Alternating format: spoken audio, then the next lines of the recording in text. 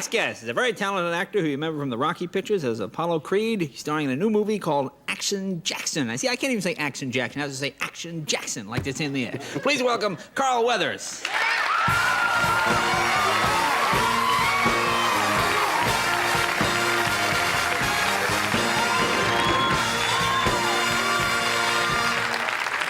Good to see you. Wow! Hey! Ho! My goodness! Good to see you. Nice to see you. You're one of my favorites. I always enjoy your work. Works two ways. I can't believe how you keep going and going and going. That's my Action Jackson schedule. Yeah. You Action Jackson, I'm all right. Action Jackson. You have to say it like You're that. Great, man. Well, thank you. Now you're doing some comedy on Saturday Night Live. Oh, yeah, yes. I did this show, which was absolutely and totally bizarre, and I began to appreciate more and more and more how people who do comedy work. Well, see, I didn't even know you could sing. A lot of people didn't. I'm still trying to find out if, in fact, I can sing. I got, you do a monologue on that show, and the whole idea is you want to come out and you want to really enjoy the show. So I came up with this idea, this song I remember from way back when, and then I went traveling all around the country after I did the show, and everywhere I went, people were saying, well, that song you did, where'd that song come from? You got to do this song. And I wound up doing this song, like, everywhere. Suddenly, this song has become, like, I don't know, America's song. It's bizarre, but it's like being a kid. You did some impressions, too. Yeah, Did a Jesse Jackson impression? Yeah, I did on the show. I love it. He laughs at me. I did Jesse Jackson. Well, it worked. I don't know. It just worked. Yeah, but you see, if people don't laugh, you're much bigger. You can down there and just slap the audience around. People go, oh, we better laugh. I have so much to live down. I mean, the last thing in the world I want to do is go out there and, I'm trying to entertain them. No, that's good. Who else do you do? Oh, well, I mean, I do the guys that I love. It's easier to do somebody who's identifiable and somebody that loves you. And people will say right away, well, who do you do? And I say, well, there's a good friend of mine, He's from Austria. And I say, Austria, my friend Arnold. Oh, that's Arnold and I, we walk around together all the time, Arnold and I, Yeah. That's a good Arnold. But Arnold. And then there's my other friend, because we do these movies together, and yeah, because I want to talk about this friend like of mine. Stallone with a severe cold, apparently. This is what happens when you come out here, though. My voice is up like 8 octaves from where it normally is. Let me ask you now, when you do a movie, I saw you, what was that movie, Predator? I saw you with, you had... Yeah, that was the one. You had Arnold, and you had Jesse the Body Ventura. Jesse the Body Ventura. Is there a lot of macho kind of... Well, it starts out really with just guys who know you got a lot of work to do. But if you get in with these guys, and first of all, I mean, I'm really not as physical in some ways as a lot of people would think. But when you're with these guys, you can't do, you can't help but do any other thing. So we go and we're doing this show and doing Predator, and we're down the jungles of Mexico, and what is there? Arnold carries around about 80,000 pounds of weights with him, right? And he just takes over a portion of the hotel and sits the weights there. So I'm down there, and I'm with, like, Mr. Universe, Mr. Galaxy, Mr. Everything, Arnold Schwarzenegger, and I go, this guy's got the biggest arms in the world now. I got to kind of beef up here. I got to pump up a little bit, right? Oh, yeah, you're a wimp. So Good thing I wasn't there. I would have killed myself. That's right. So Arnold's got the gym, and he's going down at, like, 4:30 to work out every day before we go shoot. And I figure if I can sneak in the morning? In the morning, because we're up at 6 o'clock to go out and work out, right? So I decide I'm going to get up a little earlier. I go in at 4. Well, I find out later that Arnold starts going in at 3:30. I'm going, this is insane. This can't go on. So I figure, okay, I won't get up earlier, but I'll go down go downstairs after we come back in the evening, and I'll go run the hill, which is 3.5 miles down and 3.5 miles back up. One day I'm running up the hill, and here comes Arnold, driving by, because he comes in later than me. The next day, Arnold is out running the hill. Oh, yeah. So here we are, these two guys are supposed to be actors, right? And it's this competition. Finally, it's like, come on, truce, Arnold. What you should do is go out, stand by the hill, wait for him to drive by, and then go back to bed. See you later. But you're smart. That's why you have this job. Now, do you do a lot of your own stunts in these movies? Obviously, you're in pretty good shape, so do you... I don't know what else to do. I mean, that's once you do these movies and fans love what you do, it's like you have to go more and more and more and do more and more and more. So I find myself doing as much as I can. But there's so many great stuntmen around that, when it gets really hairy and scary. I mean, are you one of these guys? Because even I mean, I did a film and they weren't really stunts, but someone will say, Jay walked through the door. Oh, we have a stunt guy to do that for you. And you feel like, I mean, no, I know. Do you feel silly not doing your own stunt? Well, it depends on the stunt. I mean, I've done things that have been incredibly difficult and gotten through it. And I've seen other guys, stuntmen, do things that were not difficult at all. I saw a guy once, I was asked once to do a stunt which was simple. Just run up and jump on a fire escape and climb up the side of this fire escape because it's hanging from a building. Right. Something told me, no, this is not right. Something about this is not right. Stuntman goes and does it. The thing falls off the side of the building. You know? So I go and do these things on top of a car with all these explosions. I come out unscathed. But sometimes the easiest things can appear to be very dangerous. How about love scenes? You bring in a stunt guy for that? Only when she has a runny nose. You know what I mean? That's terrible, I know, that's terrible. Okay, and we'll be right back after this message.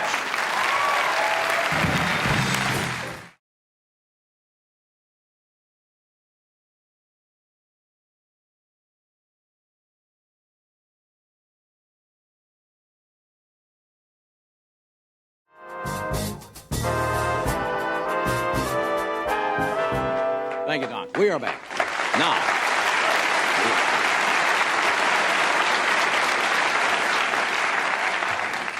very often nowadays, if anybody has been in the entertainment business 5 years, they say, you know, here's a star. But I think a star is really determined by how long you've been around and where you are held in esteem by your peers. And Bette Davis is probably one of the most respected, admired actresses and indestructible of all of them. She's had 2 Oscars, 10 nominations. Numerous awards. She recently received the Legion of Honor Medal and the César Award from France. Would you welcome, please, Miss Bette Davis.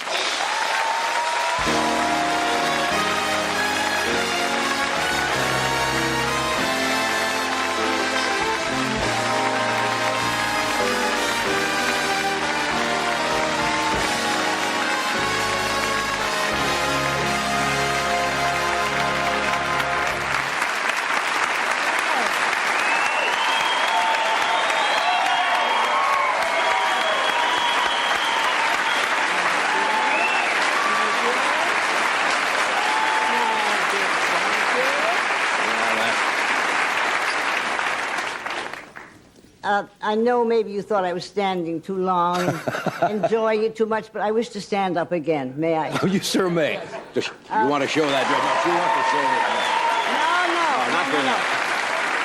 No. Are you saying to yourself, I'm a little overdressed? I think it's beautiful. Yes, well, I'll tell you why. This is the dress that Nolan Miller made for me for my trip to Paris for all the awards. It was announced in some of the gossip columns here in Hollywood that I had a red dress. One columnist knew it was made by Nolan. Thought he should have mentioned it. So I want to give Nolan, because I want to tell you that night in Paris, well, we're becoming the fashion capital of the world, let me tell you. And Nolan's dress rocked them in Paris. And it was particularly fun because they had a lot of clips from a documentary from England. And there was Jezebel in the red dress. And then when the film was over, you walked out. It just happened I had a red dress. Just so that happened was great like fun. So anyway, Nolan, thank you for my beautiful dress. Well, it is Thank gorgeous. You.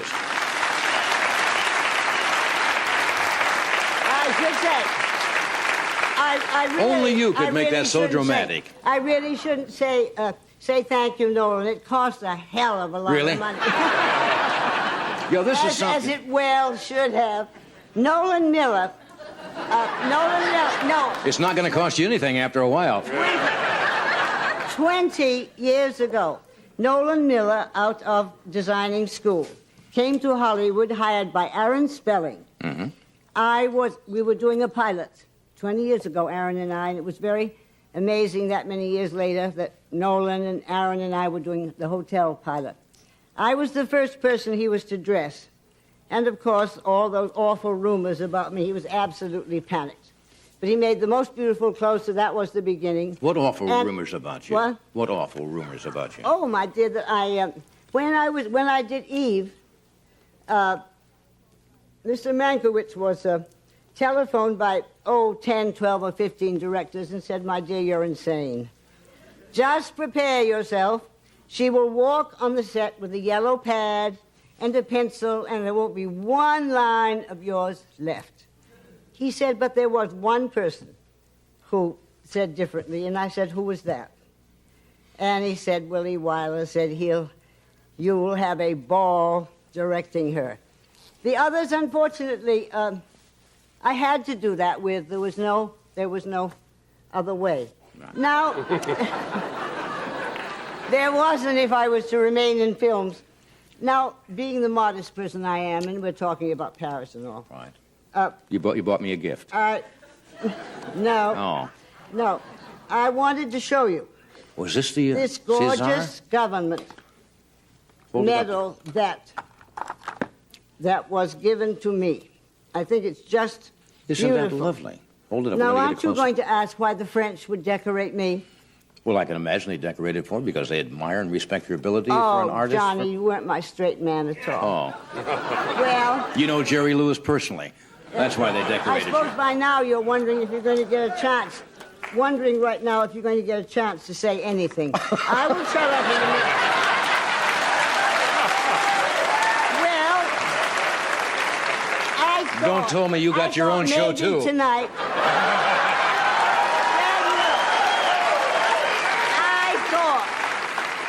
I thought maybe tonight I would kind of let you sort of see if you thought I could do it. Yeah. Well, you can do it. all right. Well, Sure. during the evening, you keep on thinking. Okay. Because I'm kind of auditioning for Jones' part. Now,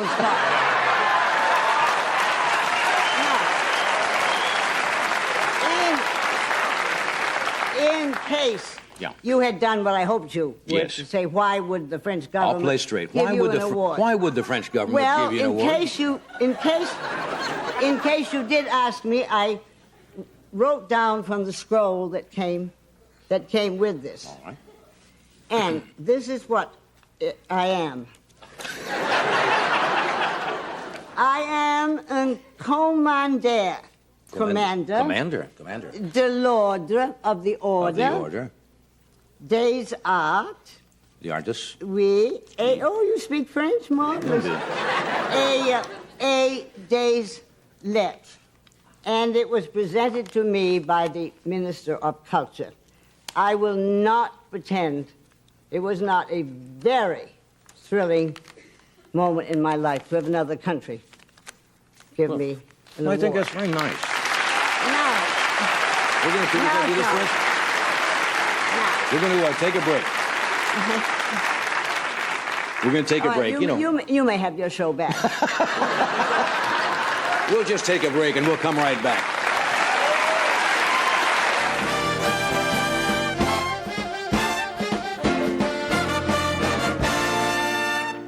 Hello, a cigarette?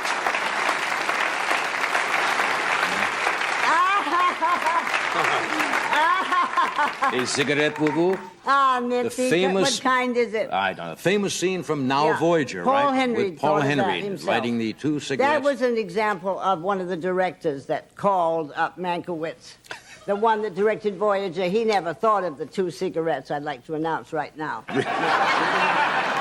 You or can- anything else, I might tell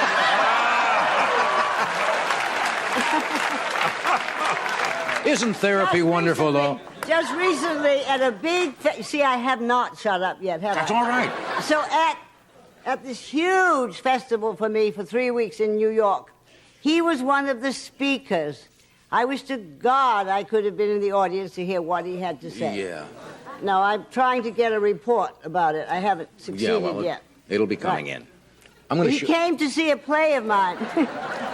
He came to see me and Miss Moffat in Philadelphia and came backstage, and I was so amazed and horrified. He said, well, I didn't let you know because you might have been too nervous with me in the audience. Oh, God. Say, what was the... Did you actually say in picture, Peter, right? No. That was never said. No. But I... All the impressionists always used to do, you can go, Well- Peter. Well, that was started by Arthur Blake, who was the original great That's right. one. He's the one that did the arm, and I was horrified to realize later I did this elbow thing a lot. Yes, yeah, he showed me that. But he's the one that said Peter. His impersonation of Mrs. Eleanor Roosevelt knitting at a Girl Scout rally was absolutely the most sensational thing. He was one of the I great impressionists of had. all time. Arthur From Blake. here it came, Yeah. not just all the outward thing. Yeah. Right. What is this? I'm going to show an audience a picture. You can look at it on the monitor. And what do you remember? It says, this was a picture put out by, it says, charming Betty Davis Universal featured player. Did you hate to, then they... What? Yeah. Little publicity stills. Did you... Why didn't somebody unearth that earlier? They could have done me great harm. My God, I didn't remember. Did you hate taking pictures like that? Well, I never did. That's why I'm really amazed at that. You sure that? Let me see that. What do you mean? You sure? That's you. It says Yeah, charming. I'm afraid you're right. Yes. Yeah. I did one set of bathing suit pictures with Joan Blondell once, and then once I rode on top of a balloon or something for some kind of thing, but I never did these. You never did that. No, and I was very, very glad they couldn't haul them out later. Yeah? But I'm terribly glad I didn't do nudes. Oh, God, imagine Really? those being hauled out later. Would they have asked you in those days to do nudes? No, they wouldn't have asked anybody, nor would they have gotten anybody. Yeah. No. Nowadays it seems to be rather common. Absolutely. It's just, it's a must if a man and woman look at each other. Yeah? That same evening, yes, I just finished a film. I didn't realize that scene was in the film until I saw it the other night. Yes, same thing. Clothes come off delicately. Yes. Of course, you know exactly what they look like underneath. I don't know why they're so modest. Yeah. So you don't think they should just do a nude scene just to do it? Oh, of course. You know, you don't either. No, I think it's awful. No, yeah. I don't think it's very interesting to many people to be very serious. Did you ever do a bubble bath scene? Didn't that ever come up? No, I never was asked to get into a bathtub. Yeah? Interestingly enough, I'm going to make a film not too long from now in Hamburg, Germany, and there is a scene in which I get into a bathtub. Aha. Not nude. Oh, come on. God forbid, at my age and hacked up as I am, I do not wish to be nude.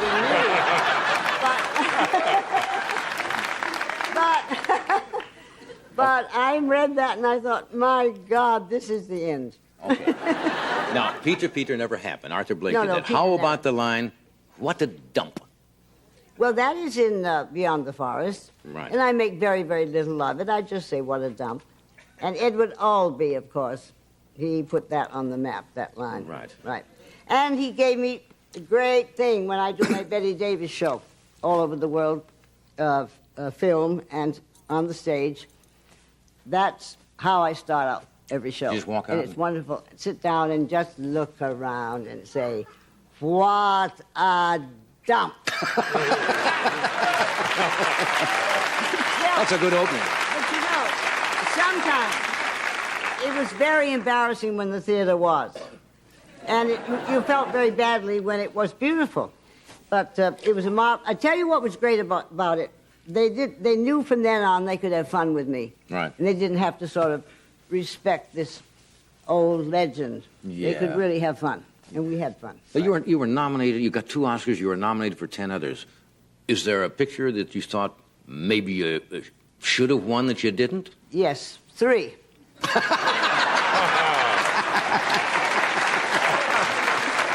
Okay. I lost out to Doc Victory because that was the great Gone with the Wind year. And I was gone with the wind. And I feel that I should have had the Oscar for Margot Channing. Oh, yes. Unfortunately, I was not under contract with Fox. Miss Baxter was. So, as the studios always used to do, they'd send notes around if it was their people and Was say, Anne please. Baxter, Marilyn please Monroe, vote. George Yes, Sanders? This is right. Yes. So, I think I lost by some votes that I would not have lost by if Fox hadn't done that. Yeah. So I was so, but the last one, I was definitely robbed of. Miss Crawford went to New York and said to all the nominees on the stage who might not be able to get to Hollywood, I will accept your Oscar for you. And she paced New York to find people that not vote for me. Because I think I lost by a very few votes for Jane. That was really a shock. Whatever happened to Baby Jane? Yeah. But there she stood. There Joan stood with Miss Bancroft's Oscar clutched to her bosom. It had become hers. Yes, it had become hers.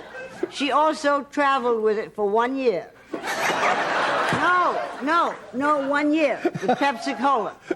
And she told Miss Bancroft that she would bathe this Oscar in all the waters of the world. So she got back to New York. Miss Bancroft is still doing Mother Courage. Gave a party on the stage of Mother Courage after a performance one night. Right. And gave the Oscar to Miss Bancroft. Finally, she got it. She had it for a year. Well, you got a lot of good... Worth waiting for. Yeah, of course. Oh, yeah. What picture did you make that you thought was a total disaster? Total disaster. I loathed Beyond the Forest. You really? Yes, I was not young enough to play that girl. You felt that when I played that girl, I would have gotten to Chicago years ago. Absolutely years ago. And the tragedy was that Joseph Cotton was the husband, and who in the world wants to leave Joseph Cotton? Yeah. In the book, it was a great book, interestingly enough. Right. And Eugene Pallette was perfect casting for this awful... Eugene Pallette, who talked like this. Yeah, that awful husband. So I begged not to play it, and that was the last picture I made for Warner's. Did you fall in love with any of your leading men? I was more apt to fall in love with directors. Mm-hmm. I think it had a lot to do with... I liked a male who kind of took charge of me and told me what to do, and it's very hard for me to find that. Yeah. Yeah, who would think I needed that, but I did. Strong, you wanted a domineering, strong personality. Yeah, I did. We're going to cut away, but we're coming back. Stay where you are.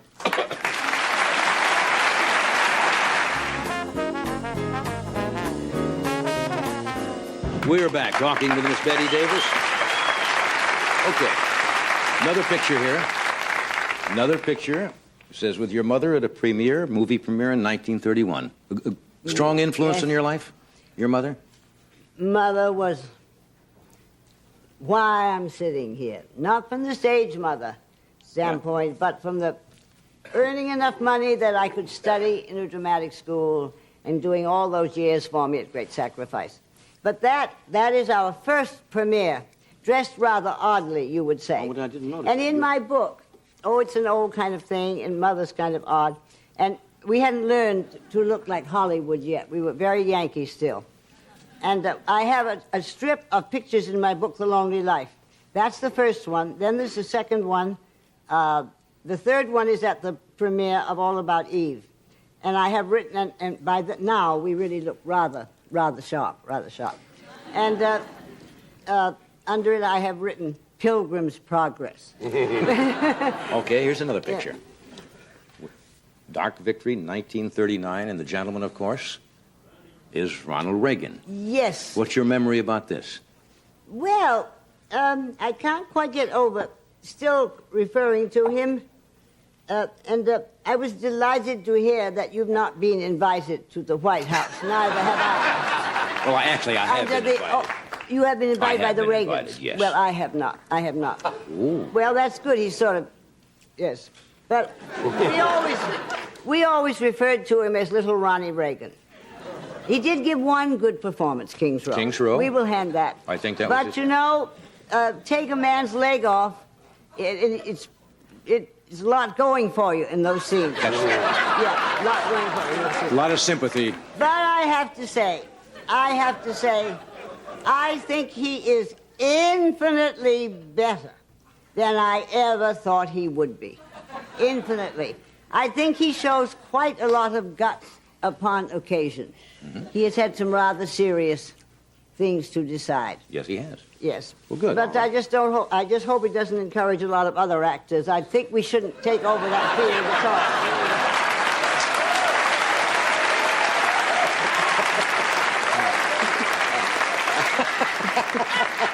all. You're having a lot of fun tonight, aren't you? Yeah. Yes, I am. I'm very surprised.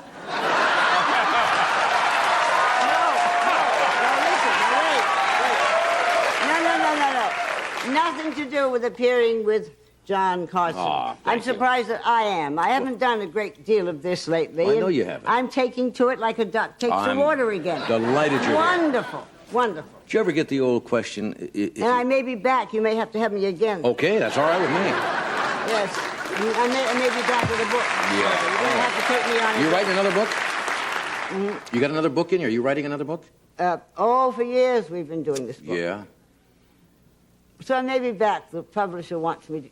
He feels you're of great value to the sales. I quite agree. Oh, well, then you can come here. Well, you have helped a lot of books in your life. Well, you can come here anytime. And other things. Oh. What other products do you think you've helped besides books? Wives.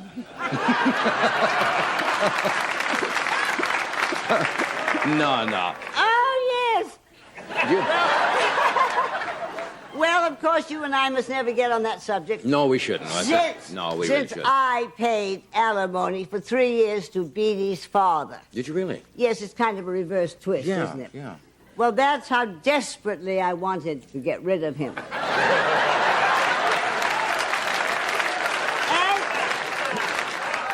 and to say that he was enjoying our way of life, was he did not want to give that up. No. Poor man. Very generous. Poor of you. man. Mm-hmm. Would you change anything in your life if you had to do it all over again? To be very serious? Well, if you want to be. I only wish I had been brought up on the present morale system. Really? That it was accepted that maybe you lived with somebody before you married them. That's my right. upbringing was that's why you married and you waited until then. And on a Dick Cavett show, which is a rather famous show with some people, he asked when I gave up my virginity. It was a rather shock to me sitting there. Yes. I counted 10, and then I thought, come on. I said, when I married my first husband. And then I waited a minute, and I said, it was hell waiting. Yeah. But nowadays, people... Right. And I think it's very possible I might not have married some of the people I married. I think I would have married Gary. Yeah. I think I definitely would have married Gary. We had a great deal in common. You're talking about Gary? Merrill, yes. Yeah. Yes, I definitely would have. Yeah. Yes, I was very much in love with Gary. Okay.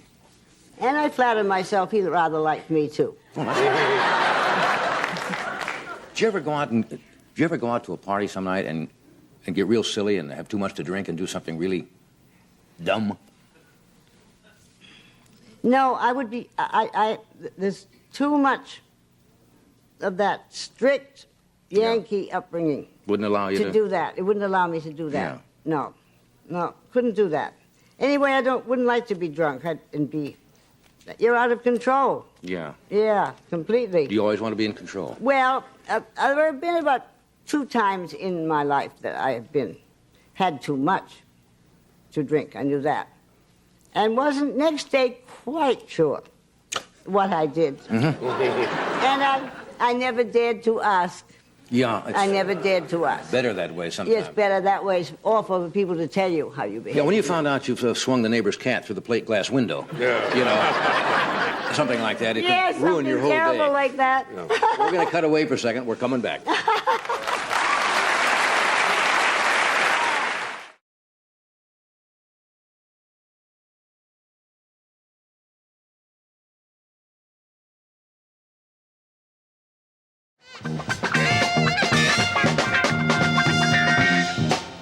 We are back.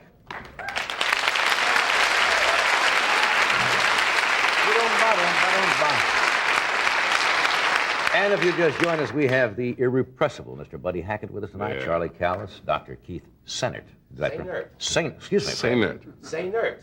Sainert. Say nerd. Say nerd. Sainert. Say nerd. The doctor is with us. And we'll see us Sometime. presently. And Roz Clark and this lady, whom I really adore. She was a superstar, I think, before that word was used out here in Hollywood, and she's really kind of been away from the screen for about 8 years. But if you've seen any of her pictures, she's an incredible actress. Here's some: Roman Holiday, Sabrina Fair, Funny Face, Love in the Afternoon, Breakfast at Tiffany's, The Nun Story, My Fair Lady, and we could sit here and read a long list. And this is the first time she's been on the show. And would you believe I'm a little nervous? Yes? Really? What? Not to put you down at all. I mean, I would believe that because I would feel the same way. She's kind of very, very special. She's a special lady. She's delicate. Not you. Yes, that's the word I was going to use. Delicate. Delicate. Would you welcome, please, Miss Audrey Hepburn?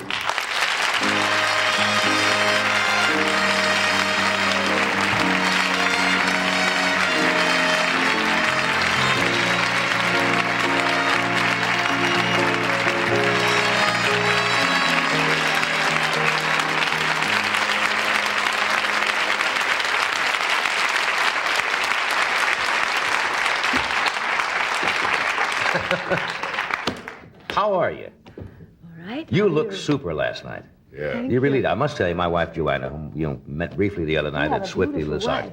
Thank you. She is beautiful, isn't she? Lovely. She is an unabashed fan of yours. Absolutely.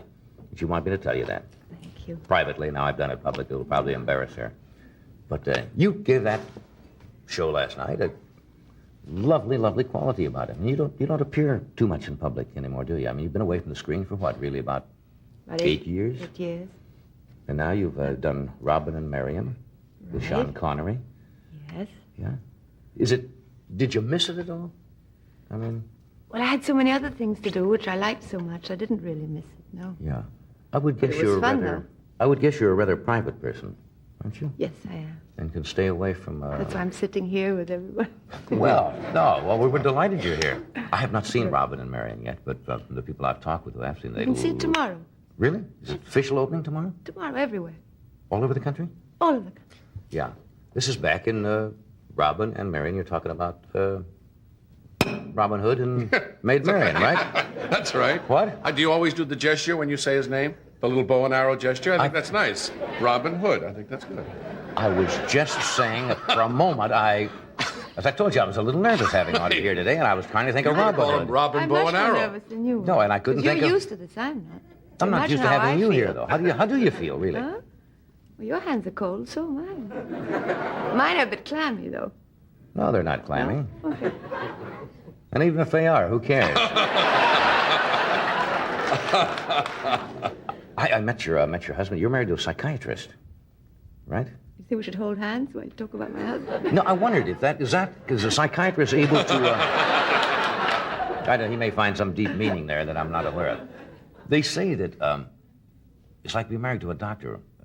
They say that they find it difficult to handle their own problems sometimes, but having a psychiatrist as a husband, does that mean that if you ever have little spats and frictions, as we've all had in our marriage... I had a live-in psychiatrist who had had an army cot in the garage during my marriages, and we'd call him at any hour of the day or night. But you know what I'm saying? When you have a little... Does he come on kind of strong and saying, because I'm a psychiatrist, therefore I know what is happening here and you should listen to me? But surely you know that doctors never take care of their own families, and least of all of themselves. Yeah. You know, they're great with their patients, but they don't want to take care of their family. Yeah. Well, do they try? I mean, No, would they have any more insight? They get too close to it, right? no. I don't think, I don't think there's any difference in if you were not a psychiatrist. Yeah. That's We're interesting. two people, and Now, we talked about this, and I don't know whether you want to talk about it tonight, but it was in the newspapers. Your husband underwent a near kidnapping some time ago. True? Right. That made the papers, and it was kind of frightening. We talked about it briefly the other night at the party. he's all right now, and he's here with me, and he's perfectly well, but it was a terrible shock, yes. Yeah. That's something that seems to be happening, I don't know, more in other countries than it is in this country. I mean, those kind of kidnappings for ransom for some reason. I don't know what the reason is, but I suppose it's... And he got clobbered, did he not? Over the... Yeah. They fortunately did not knock him out. Right. He was able to save himself. But Yeah. Somebody described you once, I think you described yourself as the unbitterest person in the world. I did. Yeah. I have nothing to be bitter about, I guess. Really? Don't you ever get mad at people? Or... Oh, that's different, but that's not bitterness. I mean, Yeah. you get mad. What do you call being bitter? I mean, Bitter? Something rather different. It's being terribly sort of cynical and unhappy about something, which is different than to being angry, perhaps. Or... I find well, this is probably a cliche again, a lot of cynical people in this town. Do you? Not particularly, not more than anywhere else. You're right. See, I go either way. If they say, I say, you're right, I've noticed that. I want to make this easy. I have no argument at all. Now, you've been described as winsome and ladylike, and you've played delicate, as Ed said, you're delicate type of roles. Didn't you see me try to knock out Sean Connery in the movie? No, I haven't seen that. Now, Nothing delicate about that, I sure. Did you play a kind of a Hellcat in this picture? I nearly knocked him out. He knocks me out, of course, because he's bigger than I am. But I did try. Well, you know what I'm saying now. I mean, did you ever want to play you were never built up as a sex symbol like some of the ladies in Hollywood have. Just my luck. No, you know what I'm saying? They couldn't. Well, no, what do you mean they couldn't? Don't have the figure. Oh, no, I don't know. I think that's wrong. I mean, not that you don't... No, don't, let me put this in there.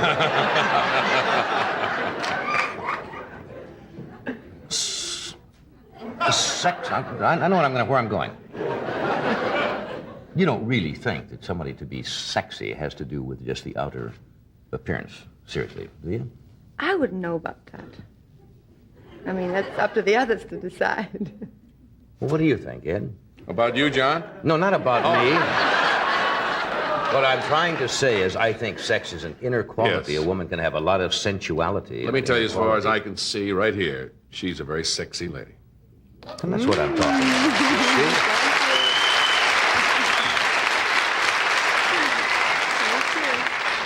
We got two of us right here tonight. Yeah.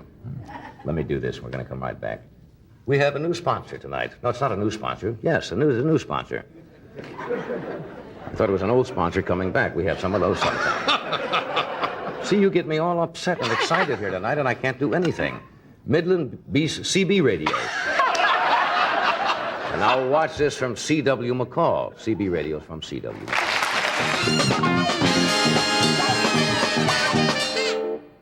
We are back. Thank you, Doc.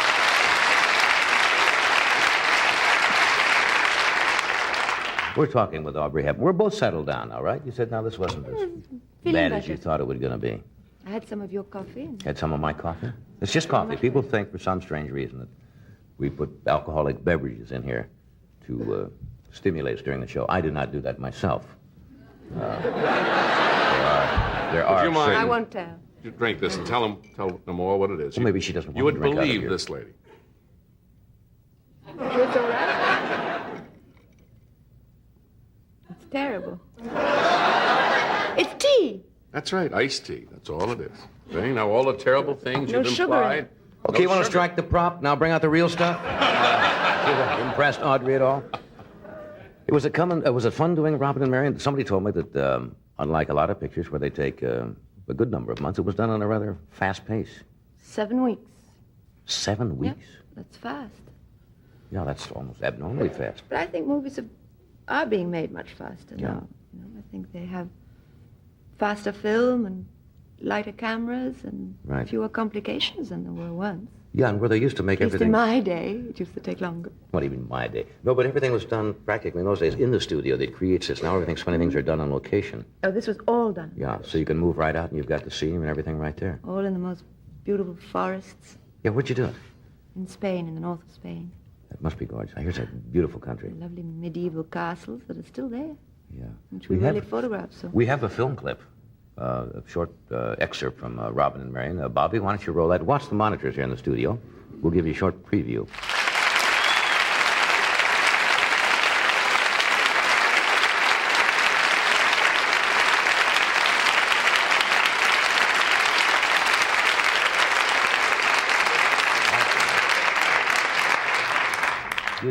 You just jump off of that screen. That's a lovely scene. It's nice to see an old-fashioned love story. Reminds me of my days in Nebraska when we used to go out in the wheat fields. But you know, Not quite as romantic as that, unfortunately, but nevertheless, we went into the wheat fields. that part of the country looks like Nebraska, where you saw the wheat fields. Yeah? The miles and miles of wheat. It's Nothing comfy else. out there. Story. Real comfy. Cornfields are bad. Wheat fields are nice.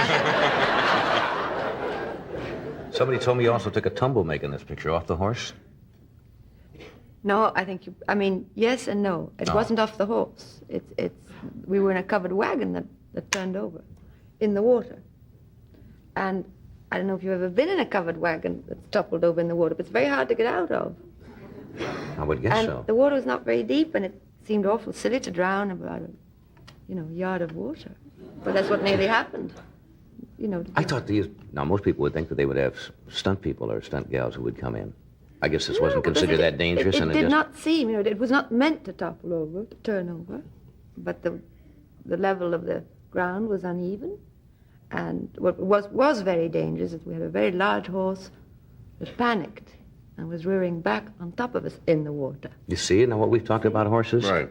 So He was trying to get out of the water. We have a continuing argument going. I always say that horses are not the brightest animals in the world, and they will panic in a situation like that. But they're right to panic. It's not stupid. Really? A pig would not do that. We have a continuing thing about the horse and the pig. Pigs would not do that. Panic, you say. Pig wouldn't be there anyway. Well, you'd look silly going across two pigs pulling a cub. Come on, pig. That's right. Move my pig. That's bad. That's silly, of course. But nobody was injured at all, or was the horse injured? No, we were bumped about a bit, and the horse wasn't injured, no. Yeah. But we were okay. We stopped shooting that day. Yeah. Now, you won an Oscar for Roman Holiday, right? I've heard now a lot of people keep Oscars in strange places. Somebody mentioned the other night they use them as doorstops. True, because they're very heavy. Where do you have? Do you have yours in any particular place? I have it on a shelf in our playroom. Yeah. And I see it every day. Yeah. I'm very proud of it. You should be. It was a super movie. Are you going to...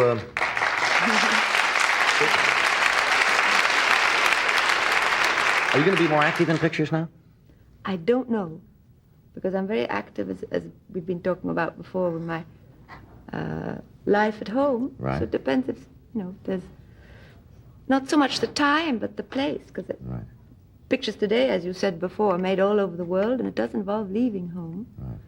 Which I don't feel like doing. So if you find something that you like to do, if it's in some way possible, perhaps near home, then perhaps I can. Hey, I thank you for coming tonight. I know you don't do many of these shows, and it's a delight to have you here. And you're going to be here for about another week or so, you said, around the country?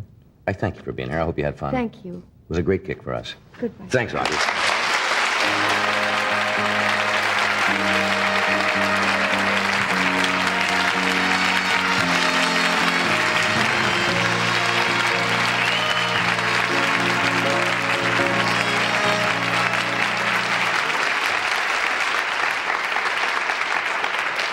Real style, doesn't she? Yeah. Real style. Lovely lady. Classy lady. And she was terribly nervous tonight, but so was I. I think for her. Yeah. Did I show it at all? No, you're fine. I like particularly the part when you couldn't remember Robin Hood's last name. I thought that was Robin. I think that's good. It's Robin Hood. I think that's good. Didn't you ever do that when Yes. you can't think of something? Yeah. You visualize Yeah. it and you Robin Hood. The guy with Try this, Mohammed. That's Okay, we're gonna be back with our guests and some more show. Who do we have as guests, you ask? Well, we have Buddy Hackett, we have Charlie Callis, and we have Dr. Keith Sainert. Sainert. Now, why do you say the accent is on the last syllable? He likes it that way. It's like say nurse, only say nerd. Well, that's what Freddie is saying. That's what you were saying. What? Why don't we find out what the doctor says when he joins us? It's Sainert. Sainert. Why do you keep saying Sainert? Because sometimes it's say nerd. No, it's not. Not to the doctor. According to his book, it is. He's not a doctor all the time. What has that got to do with It says on the book. Look at the book. What does it say? By Keith Sainert. Nobody mean over here. What? Sometimes. I think it's time for a station break. I'm going to ask the doctor when he comes out, because that man should know, because he's a doctor. What do you two guys know? What are we going to do? Commercial first? Commercial. Right. Okay, and then we'll be right back here with Buddy Hackett, Charlie Callis, and Dr. Keith Sainert.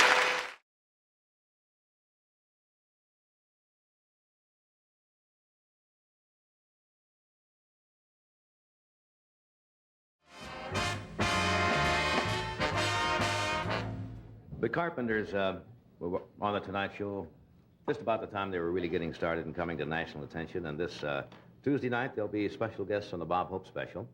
And on November 17th, Billboard magazine, which is kind of the Bible of the recording industry, is going to be devoting a special edition honoring the Carpenters. This is their new album, which contains 12 singles recorded in the last 4 years. 10 have sold over 1 million copies, and many more than that. Would you welcome, please, Carpenters?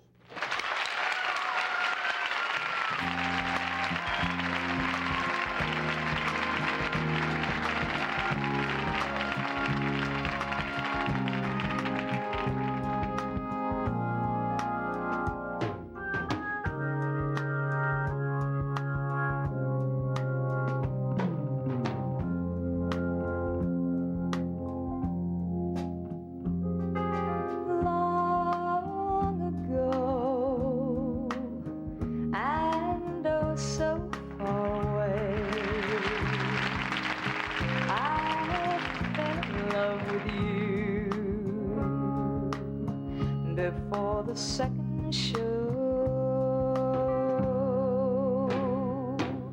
your guitar, it sounds so sweet and clear, but you're not really here. It's just the radio.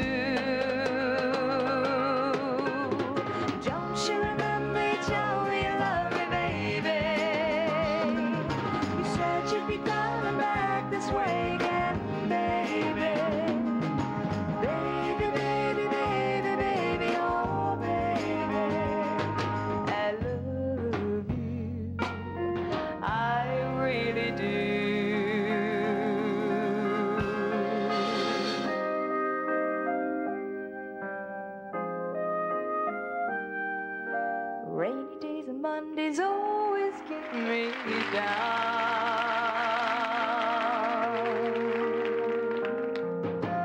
What I've got they used to call the blues. Nothing is really wrong. I'm feeling like I don't belong. I'm walking around some kind of lonely clown.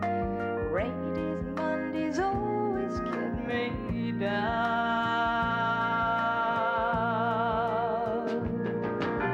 Funny, but it seems I always wind up here with you. It's nice to know somebody loves me. Funny, but it seems that it's the only thing to do, to run and find the one who loves me.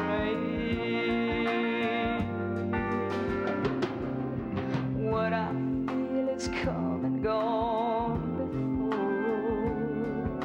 There's no need to talk it out.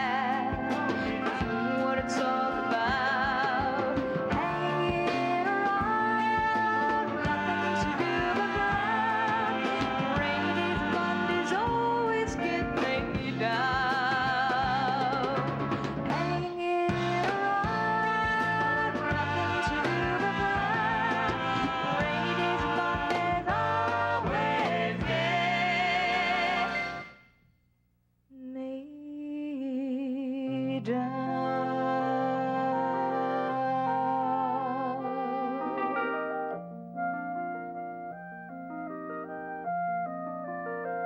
I'll say goodbye, love. No one ever cared if I should live or die. Time and time again, the chance for love has passed me by. And all I know of love is how to live without it. I just can't seem to find it. So I made my mind up, I must live my life alone. And though it's not the easy way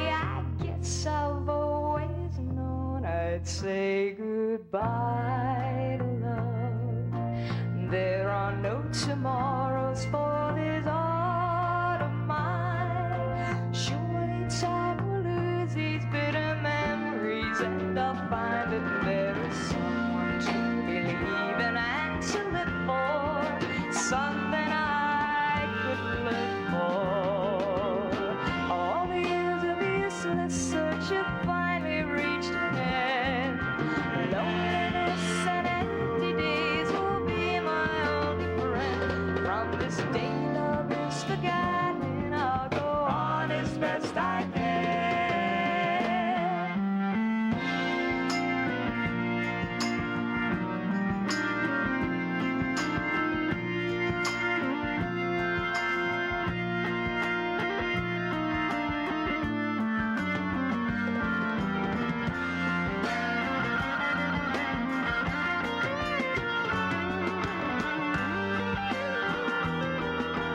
What lies in the future is a mystery to us all. No one can predict the wheel of fortune as it falls. There may come a time when I will see that I've been wrong, but for now this is my song, and it's goodbye to love. I'll say goodbye to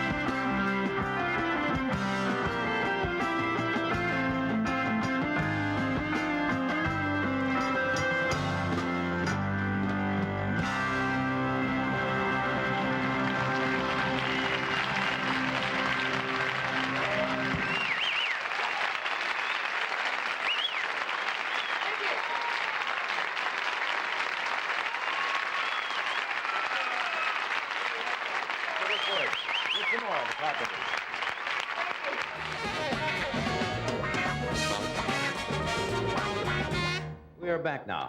Hey, it's good to see you again. Hey, hey, hey, man.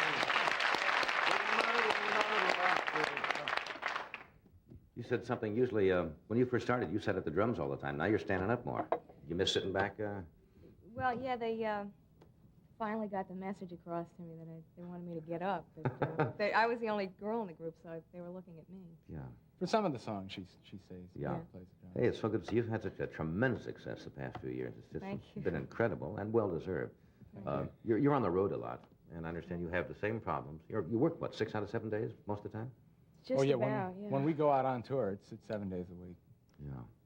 And all the things happen? The luggage doesn't show up? The instruments don't show up? Not long ago, we played Notre Dame the day of the USC Notre Dame game. And we flew in late because we couldn't get a motel reservation because everything had been booked up. Right. Like a year in advance. They take. We played the date, and then we were going to fly to Evansville that night. Right. And we lost an engine. We have a charter, a 2-engine plane. And then you lost an turboprop, engine? and we lost an engine. And While we were in the air. Oh, yeah, while we And he landed it, did a terrific job, but still. Luckily, the screaming probably covered up the noise. Right. Well, we Didn't hear it. It was a good thing, because we didn't know about it. We heard a power cut, but this was after we went to Notre Dame Right. and had an accident. It was a great day.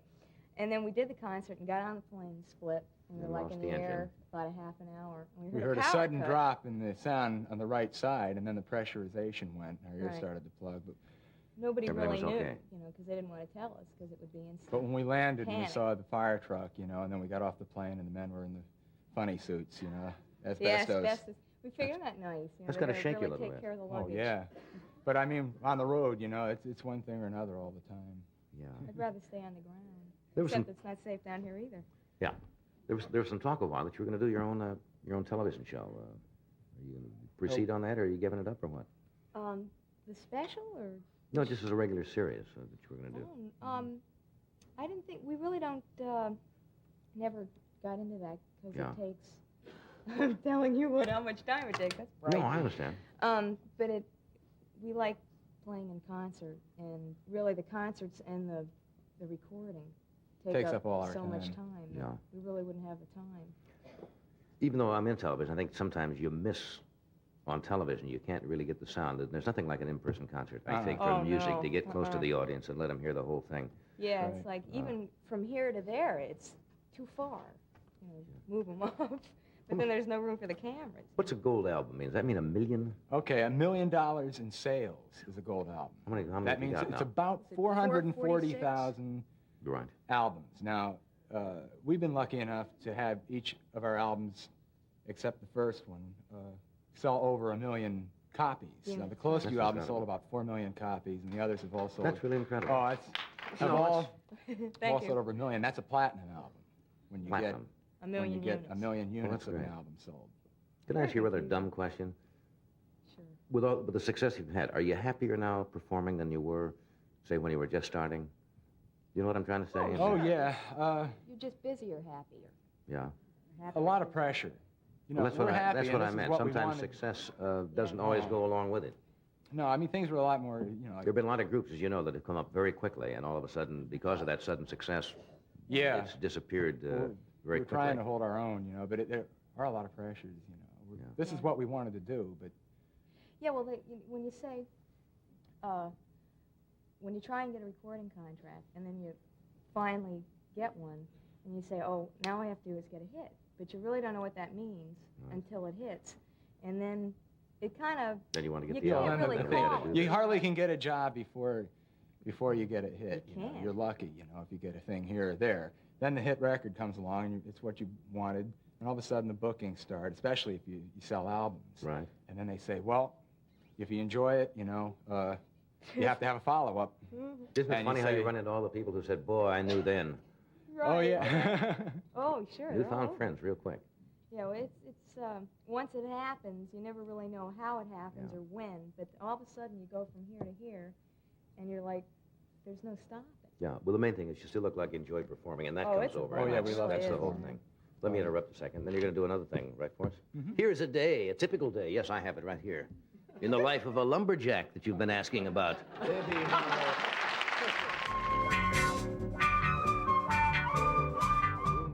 We're back. I understand this next thing you're going to do for us is based on a true happening. Something to do with you. Yeah, it's Richard? a song that John Bettis and I wrote in 1967.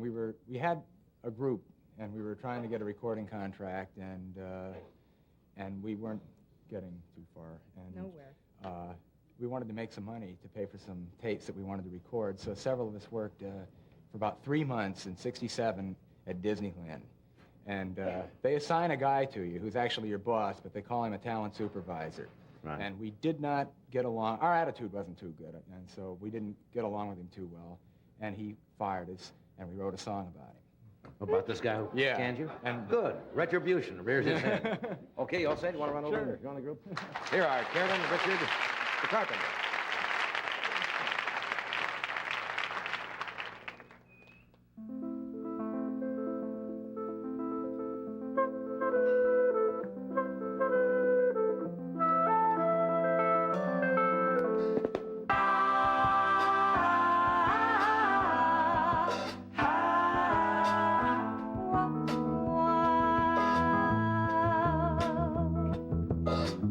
Mr. Gouda, say, Mr. Gouda, may I have a moment with you?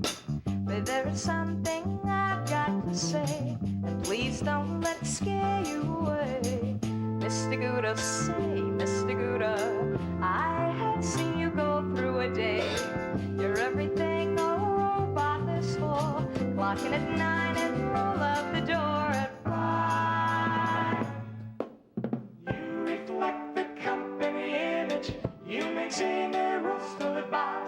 Shine your shoes, let's keep a neat hair. Now that you're wearing a coat and tie.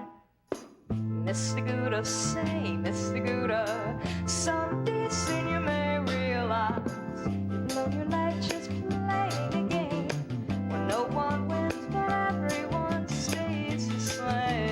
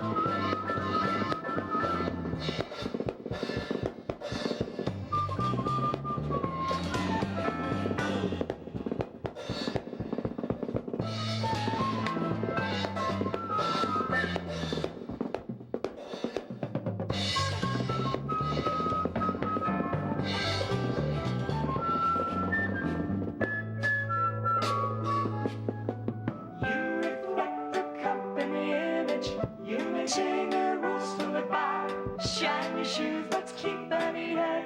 Now that you're wearing the coat and tie. Mr. Gouda, say, Mr. Gouda, someday soon you may realize your life just playing a game where no one wins but everyone stays the same. Say, yeah, yeah.